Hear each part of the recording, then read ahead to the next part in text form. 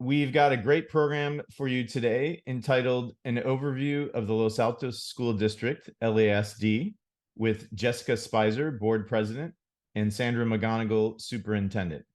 Let me start by introducing our guest.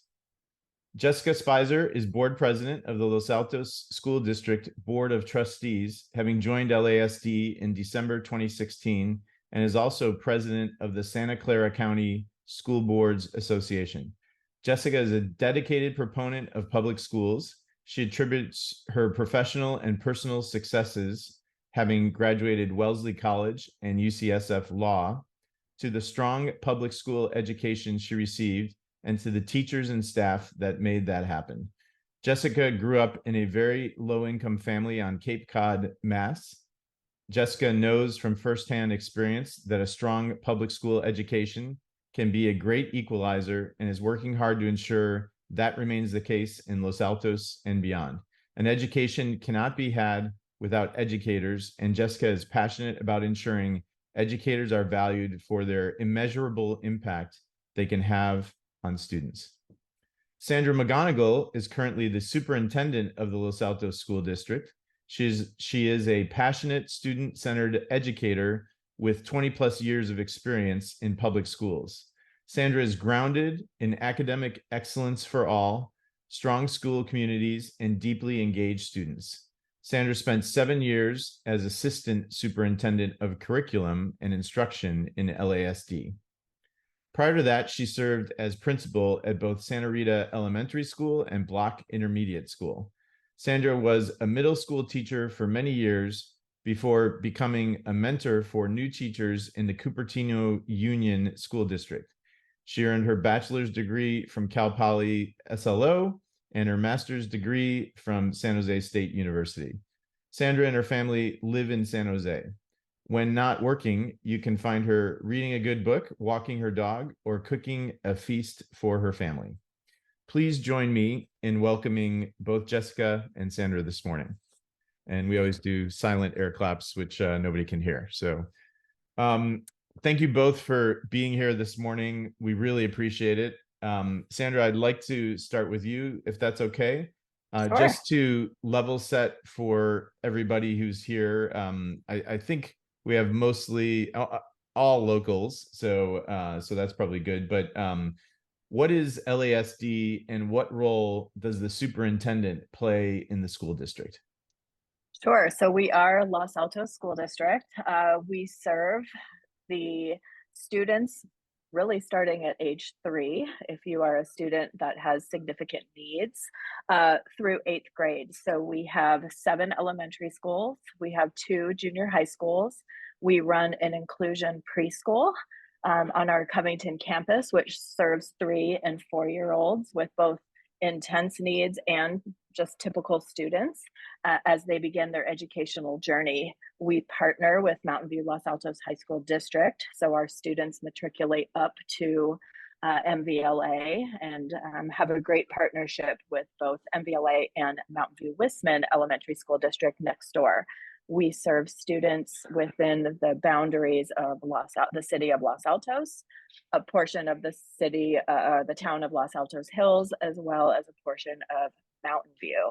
So we cross 3 cities. We have schools in all 3 cities, and we're really proud to be the public school district for students within our community. My role as superintendent, I am essentially the CEO of the school district. I'm the one employee of the board, and I run the district from human resources, facilities management, financial management, and certainly with the ultimate goal of ensuring that the students within our community are well educated academically and are well socially and emotionally. And that's never been more true than this time in our society. So that's a little bit for you. That's perfect. Thank you so much. All right, Jessica, over to you. What role does the board president play in the Los Altos School District?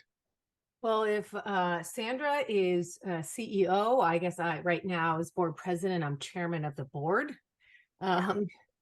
As the board basically oversees its one employee, which is in fact Sandra, and make sure everything that the district is doing is being done according to the law, and we are trustees of the money, all the tax money, to make sure that that money is being spent according to what the law is and what say parcel taxes or bond measures have written out when we pass them.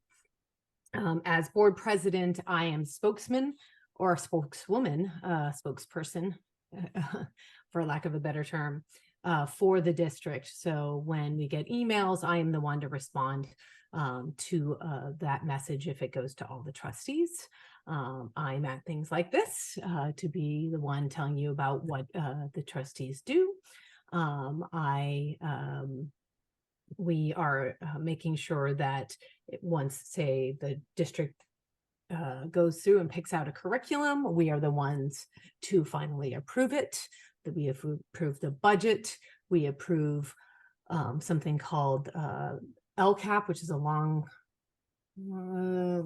local control and accountability plan. Completely went out of my mind. Local control plan, and that is really what we are planning to do for all of our students, and how we're doing against those measures.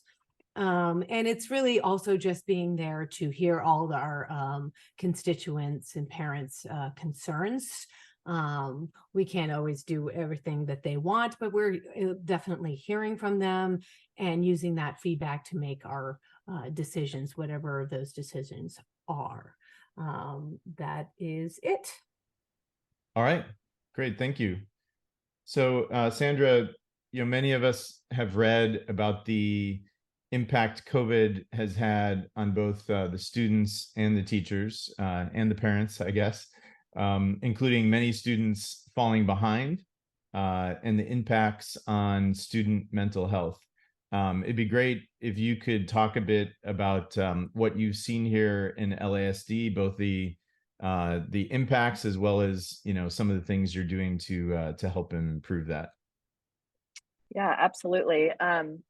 We all lived through a very unprecedented time, and to watch firsthand attempting to teach 5-year-olds how to read over the computer was really incredible to watch. So when we were able to come back to school, and we were very proud of the fact that we were, I think, the first district or one of the very first districts to come back in person as we were navigating through the pandemic, we implemented a couple of new specific things at that time to understand what the impact of school closure, learning over the computer was. And one of those things was what we call our data wall. We have always had a system where teachers are assessing students and how they learn, and if they're learning what the teacher is teaching. But we really wanted to make sure centrally we had a sense of how our students are doing at this time. So we have a data wall for every school and every student. So if you can imagine a master spreadsheet that teachers were asked to populate, reading data, math data, special services they might be receiving, so we could be very mindful about who needed more help. At the end of the day, when things became much more normal, I would say that compared to many school districts around us and around the country, our high achieving student did not have a tremendous learning loss. We continue to have an achievement gap with our lower achieving students that I would say had more impact during that time. So during the pandemic, when families were supporting their child at home, we implemented a program we called LASD Plus. So if students didn't have that support at home, they could come to school with their mask on and 6 feet away, and we had an adult in the room to help them access their teacher over the computer. So we did everything within our power. We mailed our passed out computers and what have you, um, to really mitigate any learning loss. And so since then, we've really invested in interventions for students. So we have additional personnel who are able to address any reading difficulties or lack of progress that we're seeing. We've done a tremendous amount of professional development with our teachers to ensure that they have the skills necessary within the classroom time to address what they're seeing in real time. So between the classroom teachers and our interventionists, we're closely monitoring how our students are doing. So we're proud of the fact that we didn't see widespread learning loss and really dedicated to addressing that loss that we did see. That's the academic portion. I will say the behavioral and the mental health and social emotional wellness of our students really we continue to see an impact. I told a story yesterday for those of you who were at Challenge Team, but earlier this year I was over at Block and one of the 7th grade junior high students, and our classrooms, the history teacher pulled me aside and said, Sandra, you need to tell those elementary teachers that they've done it, they did it, the kids are back. So we're really seeing in our older students the learning behaviors that they need to be a student ready to learn, that our older students are kind of back to pre-pandemic. They're ready to learn at school. Our little ones are really struggling, not all of them, but many of our little ones are struggling. We have a lot of what we call elopement, where kids just run out of the classroom. We have lots of additional supports to make sure that we are remembering that we have to teach students the skills of what it looks like to be a learner at school. You know, we were very used to the vast majority of our kids having participated, whether it was in daycare or preschool or junior kindergarten, coming to us with those school-ready skills. And we're not seeing that as widespread. And we also know that many of our students, even up to 4th grade now, 3rd, 4th grade, you know, they missed a solid year, some of them longer if they weren't with us, of being social with other students, and we absolutely see that impact.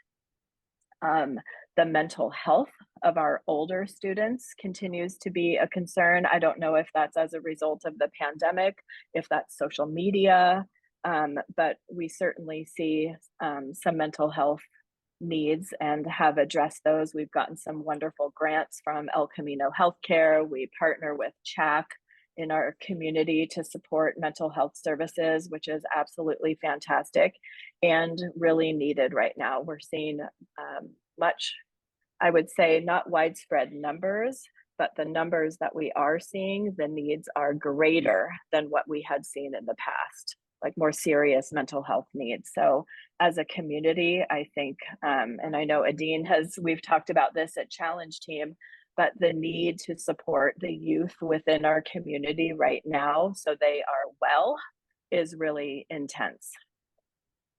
I'm having a little PTSD remembering back to, I know, sorry. you know, what, no, it's a great reminder because, you know, you all did amazing work under fire. And I think, you know, we're all getting to the point, although COVID's coming back a little bit, where, you know, we're kind of back to normal, and we kind of forget, you know, what happened and how quickly everybody had to learn on the fly and adapt to something none of us had ever really been through before. So amazing It was incredible. Yeah, thank you. That's great. So if I can continue with Sandra, you know, we've definitely heard stories about the challenges of attracting and retaining great teachers, and I'm sure LASD is no different. Can you share a bit about the teachers in LASD and what you're doing to make sure that you can continue to attract great teachers for our children? Absolutely. I'm proud to say we have a really excellent relationship with our teacher association, Los Altos Teachers Association, their union. And I think that helps both groups really thrive together. So we have absolutely fabulous teachers who are very student-centered, and that's not true everywhere else. So I appreciate our teachers so much in that way. Um, and uh, we are not competitive. So there's a few things, right? So right now there is not the pipeline for teachers that there has been in the past. I think the pandemic burned out a lot of teachers. We had a lot of teachers who were maybe close to retirement choose to leave because it was so exhausting. Um, and I think many people saw perhaps how teachers have been treated more recently on a national level. And so not as many people are going into teaching education programs, which is really unfortunate for the community, for any community, all of our communities. And this is true across the country. With that in mind, we want to make sure as an organization um, that we provide a great working condition for our teachers. And much of that is in thanks to the great community that we do have. Our teachers feel love from their community. They are supported financially. They are supported with, I mean, a tremendous number of volunteer hours in the classroom, outside the classroom, which is really amazing. But at the end of the day, when inflation is rising, they need to be able to pay their rent, their mortgage, their healthcare costs, all of those things. So we've been working with our teacher group, and the board has really committed that we need to be more competitive. If you look at our salaries with comparable districts, so we know somebody lives in this valley and they want to be a teacher, they have a lot of choices, and some of those choices pay 30 to 60,000 more a year than we're able to do right now. So we were able to negotiate a nice settlement, a 6% for last year and another 6% for this year. And we were really hoping that that would help us raise our comparative where we rank, and it didn't, because everybody else gave similar or more. So that's something that we are really working on. We are trying to streamline our budget so we have more available dollars to put into ongoing salaries. The board just invested $1.2 million in a teacher housing project because we know that access to housing is a real challenge. So we will have 24 rental units where our teachers will be able to studio 1 and 2 bedrooms. So whether it's with a roommate or with their family, have access to in the future, hopefully starting by 2025. All of these things combined, we have excellent professional development and mentoring for new teachers. We remain to be a destination school district for teachers, but we've hit the tipping point where they have to be able to live. And if choosing to go to a neighboring district with a significantly higher wage, it's a problem for us right now. Awesome. That's really helpful. I'm going to put you on the spot just out of curiosity. Yeah. What percentage of the teachers are able to live within, some small distance of Los Altos? Are most of them far away, or are some of them able to live closer by? I think we do have a handful of people who've taken advantage of the below market housing within Los Altos and Mountain View surrounding communities. So we have some who are right in the heart Okay. of downtown Los Altos, but many people live, out by me, San Jose, Campbell, Willow Glen. We have some who live up in the city. They're kind of all over the place. We also have a great kind of underground community partnership with many folks who might have ADU units in their backyard or separate guest homes. And so we work closely with folks if they're willing to give teachers a deal. So we have probably 6 or 7 people who might live up in the hills in a nice little guest house and get a nice rent for that. And that's a great community partnership as well. Yeah, that's a great program. Thank you. Thanks for adapting on the fly to my zinger question. Anytime. All right. So Jessica, I want to bring up a somewhat controversial topic, which is Bullis Charter School and the 10th school sites, which are very closely related. I think most people know BCS started about 20 years ago, and it's been somewhat ambiguous for the last 2 decades. The 10th school site was purchased, and there was a $150 million bond that was raised to support the effort. For those of us who don't follow this every day, aren't always in the weeds, would love to just get an overview of what is the 10th school site issue, and what are the key issues surrounding BCS, the relationship to that site, and how LASD is working to resolve that issue. I wish you would give me a harder question. We try to be fair and balanced, as they say on a certain TV network. Yes, indeed. So, back in the day, as a parent in 2014, I actually ran Measure N, which was the bond campaign. I ran it as a parent because I knew that in the long run, it would be a way for us to solve our issue of 10 schools and 10 sites. We have 9 schools, and the 10th school is a Bullis Charter school.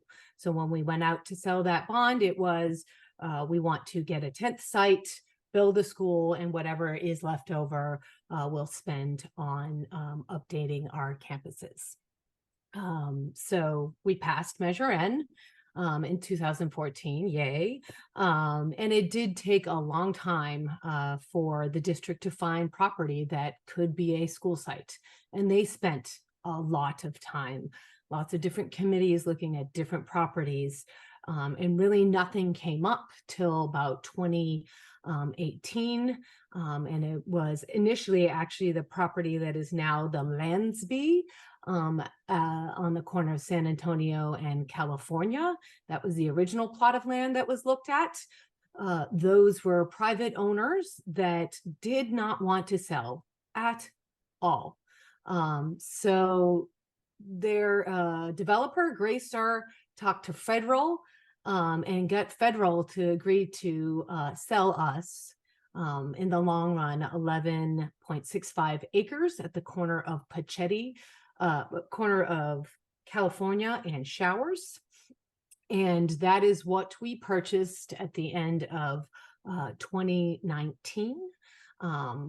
In that deal, how that came about is that in total, the purchase price was $155 million.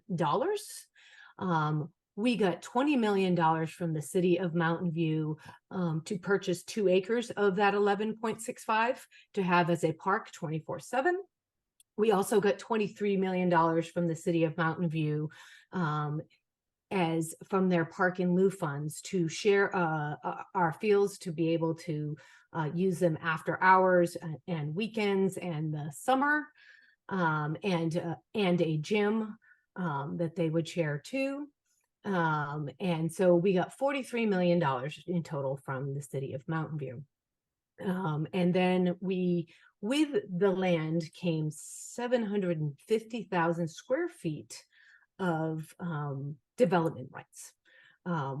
We were given the approval by the city to sell the development rights that came with that land to other developers in Mountain View, to the tune of $79.3 million that we are able to sell to different developers across Mountain View. So we purchased that by finally issuing in 2019. So people didn't start paying for their bond till 2019, that bond till 2019. Anyway, so we that's when we bought the land.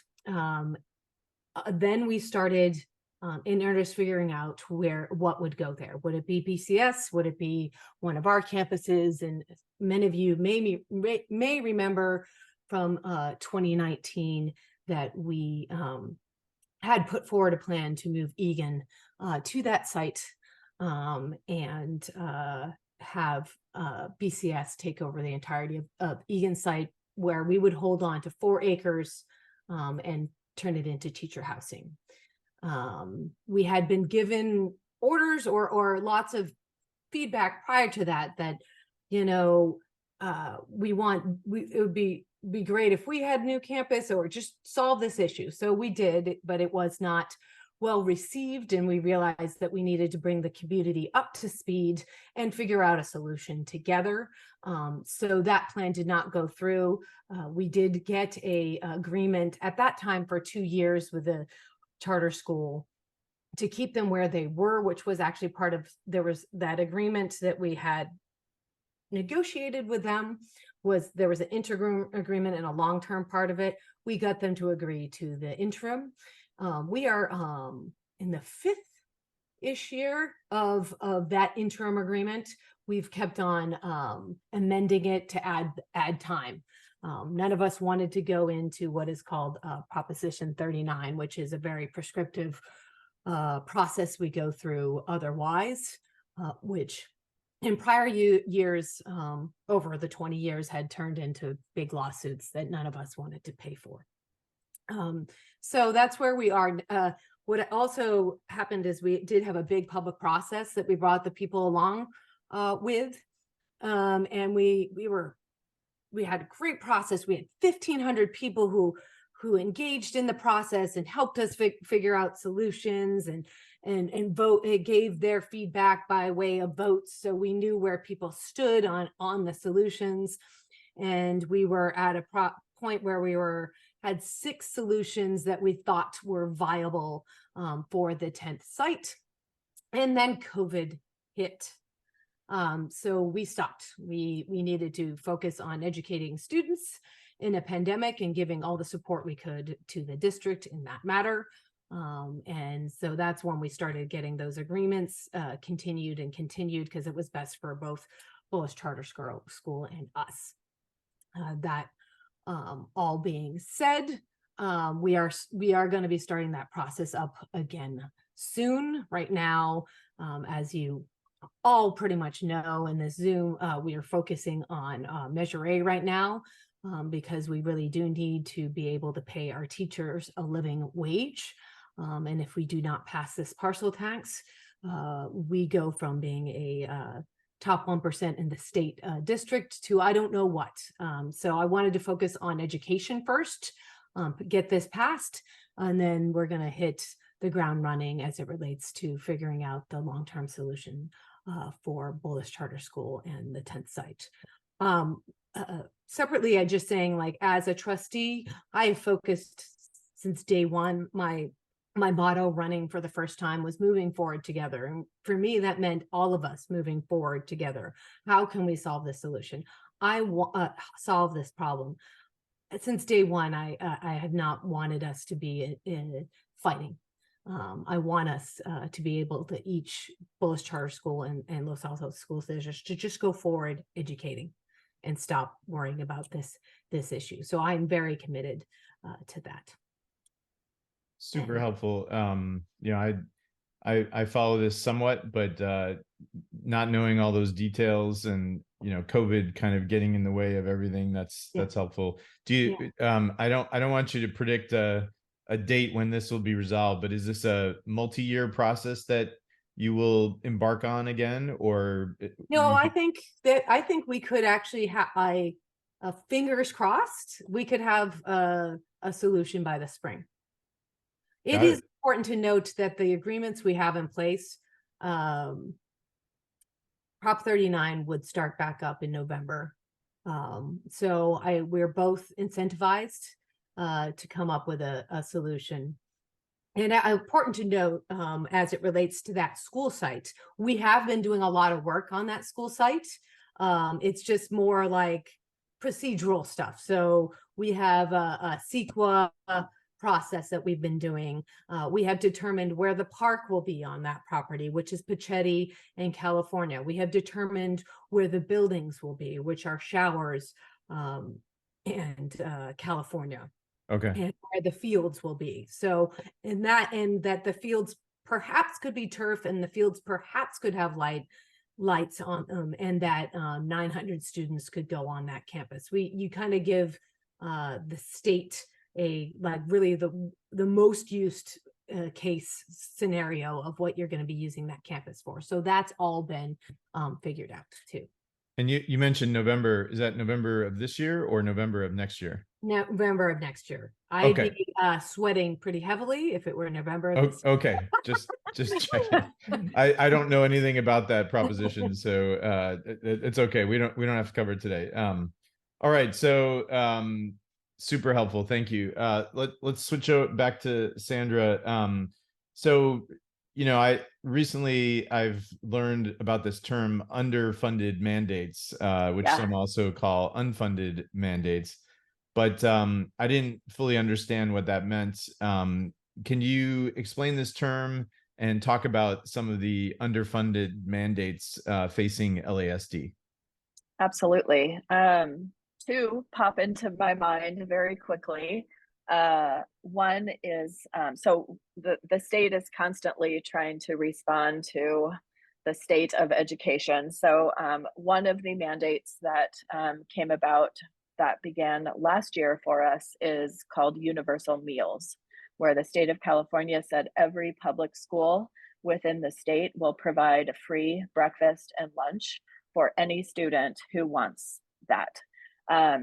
We call this an underfunded mandate because we do get reimbursement for the meals itself. So every meal that we serve for kids, the milk, the fruit, the protein, the whatever it might be, we do get reimbursement both federally and from the state, but there was almost no money whatsoever for us to construct 9 serveries that met the qualifications to serve those meals.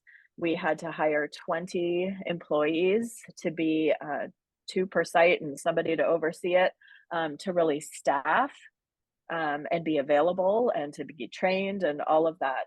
So that is a fairly large underfunded mandate for us. I think right now we had some initial costs with the serveries of just over $1 million. I think we did get a little bit of grant money to end up paying for some of that construction. But ongoing, it's close to $1 million every year from our general fund, like the pot of money that we can use for salaries. And that's a big impact, and that's ongoing. And, depending on the school, we have lots of kids. We're happy to serve the meals to students. But it would be great if the state wanted this, that it came with more funding. Another example is our transitional kindergarten program. So we've had TK in our district for quite some time, more than 10 years, and that serves kids the year before kindergarten. So that program has been expanded by the state and mandated by the state that in the end, it's kind of been a slow rollout every year, but in 24-25 school year, we will have a full new class of students to educate. So just almost turning 4 until they're 5 will be eligible to participate in our transitional kindergarten program. And philosophically, it's fabulous. The earlier we can get students into education, the better. We know it's great for our community, especially for our students who might not have access to preschool or education. It's fantastic, but the total cost for our district to add a whole new grade is about $3 million, because you're thinking eventually we're going to have 2 TK teachers at all 7 of our sites. We have to buy furniture for little 4-year-olds and build bathrooms that are in the classroom, all of this stuff. And we got $163,000 to run that program. Wow. One time. And it's a significant impact to us. And again, we're happy to educate the students, but it really impacts our ability to financially function as a district. So that's been something. We are what's called a community funded district or a basic aid district. And because of that, we're really not getting the funding. Other districts that are called LCFF districts, local control formula funding districts, they're getting almost full payment to implement their TK program, but we are not. So we're using the funds that we get from our community to pay for that. And it's a big impact for us. Yeah, it's got to be a real challenge. Please do this thing, and here's a little bit of money, and good luck finding the rest of the money. Like, if that's a accurate Absolutely. summary. Yeah, All right. agree. Well, Jessica loves these more difficult questions, so I have another. I think most people know about the school parcel tax you mentioned before, called Measure A. In the spirit of full disclosure, I plan to vote for it. I've personally endorsed it, which has had no impact on this discussion. For those who aren't up to speed, what is Measure A, and why do you believe that Los Altons should vote for it in November? All right, so Measure A is a renewal of a parcel tax we passed in 2016. In 2016, that parcel tax was $223 per parcel. That's every parcel that's in Los Altos School District of land, and it's mostly residential. It is so 223, and because of inflation, and the fact that we are struggling to be able to pay our teachers a living wage, we did an inflationary bump of $72. So it is $295 per parcel. And then for 8 years, it will be a 4% increase every year. So starts at $295 if passed on July 1, 2024. And then on July 1 to 2025, it will start at another $12 more. And then it kind of increases $12 to $15 over that time period, because math and 4% changes when the base number is bigger. So that is what Measure A is, and it is used, can only be used, our parcel tax can only be used for education, for paying our teachers and for our programs. That is distinguished by the bond, which is buildings, capital improvements, etc. So that is what Measure A is. We need it.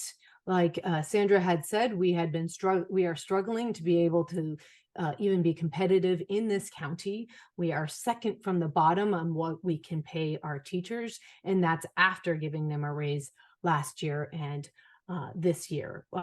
Ever since I've been on the board, we have been trying to make sure, it used to be prior that we were at least trying to really struggle to be in the median, but over COVID and all the big COVID monies, a lot of districts were able to go even farther than we have, and have then put us as it relates to comparables at the bottom.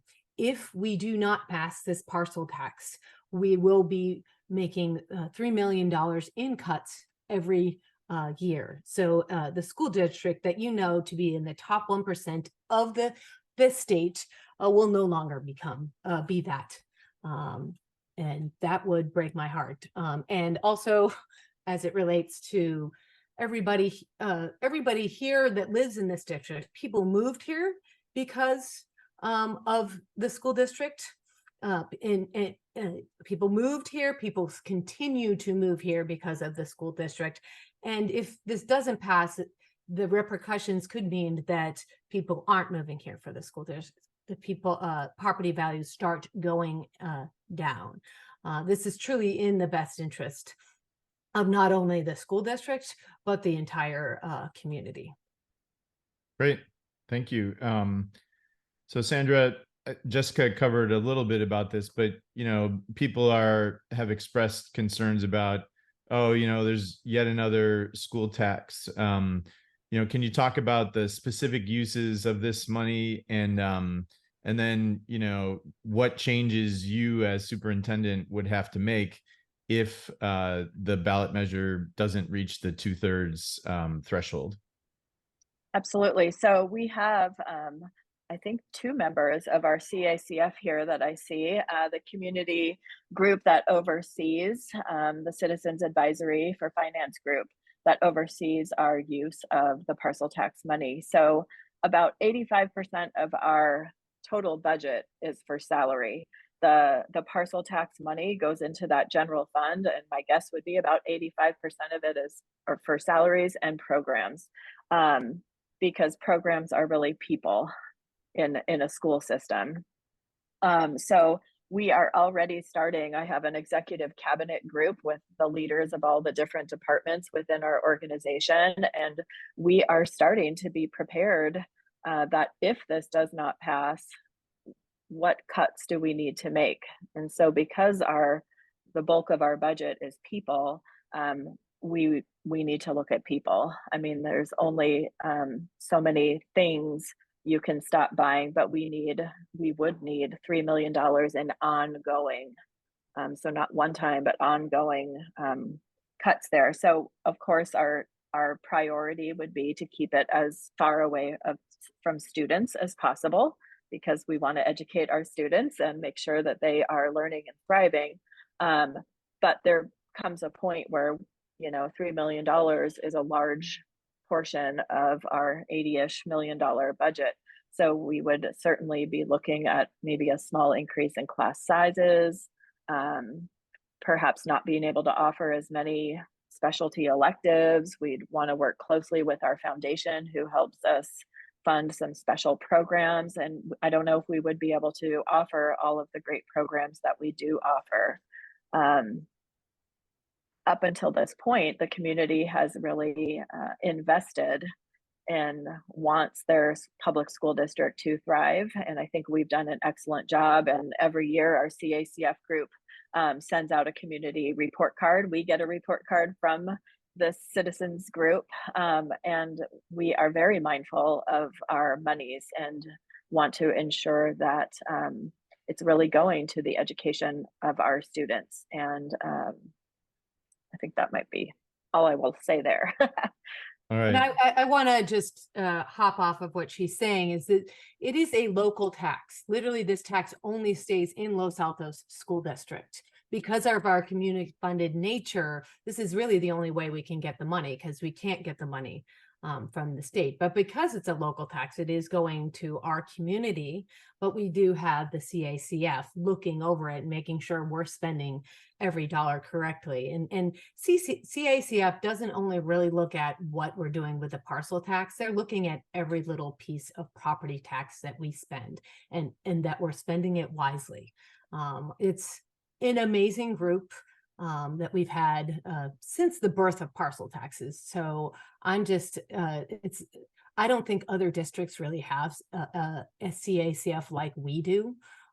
I think more they just look at the small portion of parcel tax and care about that. Our CACF looks at every little dollar and gives us ideas of what we could do better. So I can't really emphasize enough how much we love CACF. They make us better people. Great. And we're running a few minutes over. I want to give both of you opportunity for any closing thoughts, and then we'll head into the audience questions. Go ahead, Jessica. Any closing thoughts? Closing thoughts. I don't really have any other than, yes, I would like you all to vote yes on Measure A, and tell your friends to vote yes on Measure A, because it's what's right for our community. Our Los Altos School District and Los Altos should want to have educated children, and that education is going to suffer if this does not pass. So thank you. Thank you. Sandra, any closing thoughts? Yeah, I'll just say thank you so much for having us here. I know we have community leaders in all sorts of different areas, and I am happy anytime to come and to be able to talk about Los Altos School District. I'm so proud of our work. So please reach out if you ever want to have a speaker at your event. Well, we will definitely take note of that and invite you back. So thank you. So let's go into audience questions. Both Jessica and Sandra have said they can stay a few minutes extra if we need to, but we'll start off with the Los Alton of the Year, Mr. Gary Hedden. Just a reminder, Gary, since we weren't here, we asked for one question and as minimal speech as you can do, if you don't mind. I will do my best. One question, I do have one question, and the minimal speech, by the way, I'm one of the two on CACF, along with Laura Texler. Hello, Laura. I've been out canvassing for Measure A, that's knocking on doors, and there's a lot of support out there, which is so encouraging. There are also quite a few people who are undecided voters. And so my question is, and here's the thing, if half of those undecided voters vote no, this measure will fail. So my question is, what is being done at this last minute, really, because the ballots go out next week, to reach undecided voters? Thank you. That's a good question. Thank you, Gary. There's more canvassing to be done, but we actually mailers start hitting your mailbox starting next week. Basically, as ballots drops, mailers will start dropping. So that is one method. The canvassing continues, and we will have phone banking, we have text banking, we have Sangeeth Peruri's outreach circle being used to have people contact their friends that can vote through email. So those are all things that are being done, and we accept any invitation to speak to any group of people for sure. As it relates to canvassing, in total, it's about 7,500 walk cards that we have to give out. So you're right that if we were to canvass every household and 50% of them were undecided and then 50% didn't like it, did vote against, it would be, it would lose. But it's important to note we have 30,000 voters. So 7,500 is not the entirety of all of our voters. It's just what we knew we could get out with our volunteers. Great, thank you. Any other questions before we wrap up here? We have a very quiet crowd this morning. So, all right, I'll go into Joe. Oh, I'll sorry. ask a question. Oh, sure. I mean, we can talk ballot measures, but I have other subjects. So, please. I'm actually really interested in knowing what the school district is looking at with respect to AI and how that's affecting your teaching approach and how that's affecting the students in the district and how they're being positioned and trained to use these kind of tools. And I don't assume all the answers are there, but I'm kind of curious what your thinking is. Interesting enough, earlier this year, right before school started, we had a county superintendent's meeting. So all of the superintendents from the different public schools, we met and actually had the Stanford grad school come and the Learning Accelerator group come and talk to us about AI. So we were able to get, there are think tanks out there trying to understand how AI, generative AI in particular, where it generates things for you like papers, which is, has the English teachers a buzz, but how that will impact education. And clearly it's going to have a very big impact, and it's so new and constantly evolving that it's something that people have a watchful eye on. At the same time, Stanford School of Grad just put out recently, they're kind of piloting some AI tools for teachers. So we're starting there. I took their quick course. They have 5 modules right now that teach teachers 5 strategies to use AI for themselves in a way that they can think about it in terms of being able to give students quicker feedback, to use ChatGPT as a tool to think of different ways to launch their big lesson idea, what have you. So Stanford has 5 interesting tools to start with. So on October 13th, we have a professional development day for our teachers, and I'm teaching a class that day for 6th through 8th grade teachers who want to engage in a discussion. And we're going to talk a little bit about the ethics, the challenges of kids having just access without really understanding. And then they're going to go through those 5 modules that Stanford provides and just get some time to play around and to become familiar.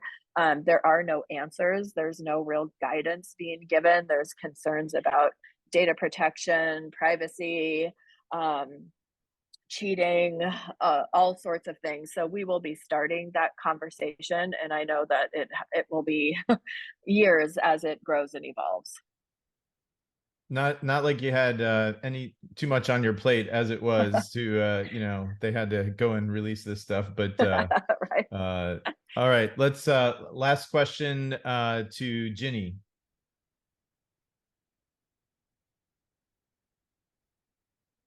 Oh, You're muted, Ginny. Okay, There you go. Okay. For the two of you, you know well the better than I the opposition. I really appreciate your presentations this morning. One of the things that comes up that I hear relates to this very, very good response that you gave, Jessica, on the capital issue and the different steps you've all taken so far. But at the end of that presentation was no next step. Those of us paying the $150 million bond have no idea what your plans are, what your thinking is.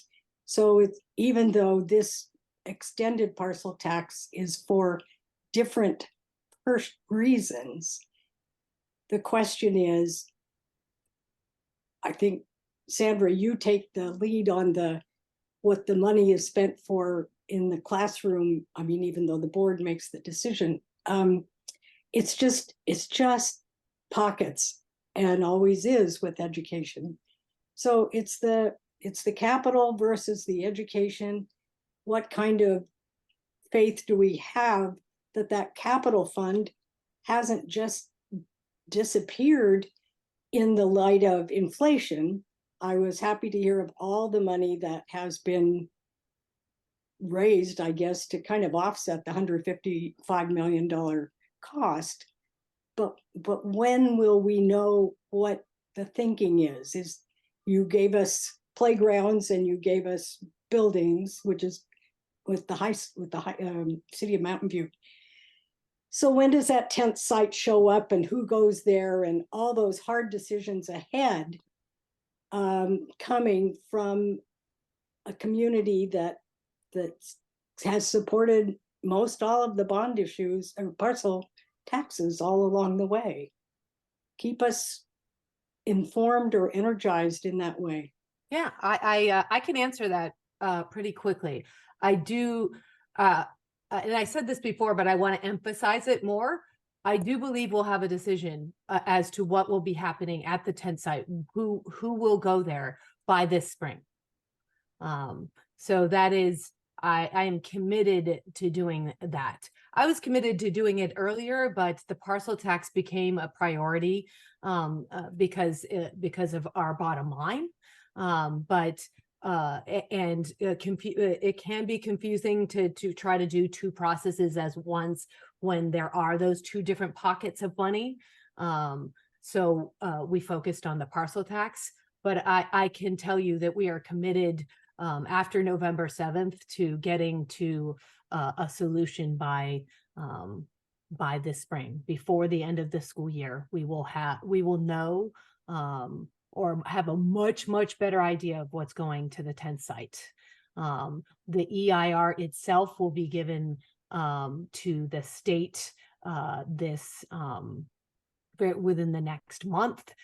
So all the different pieces that have gone into the 10th site have been progressing. It's just what's going there. But we're really focused on that. And that's the entirety of my board, not just me. great. All right. Well, thank you both. Really educational, I guess, is a good word. And We really appreciate you spending the time today. Just a few announcements, and then we'll wrap up. Our next meeting will be on Friday, October 20th, again from 8:30 to 9:30 over Zoom.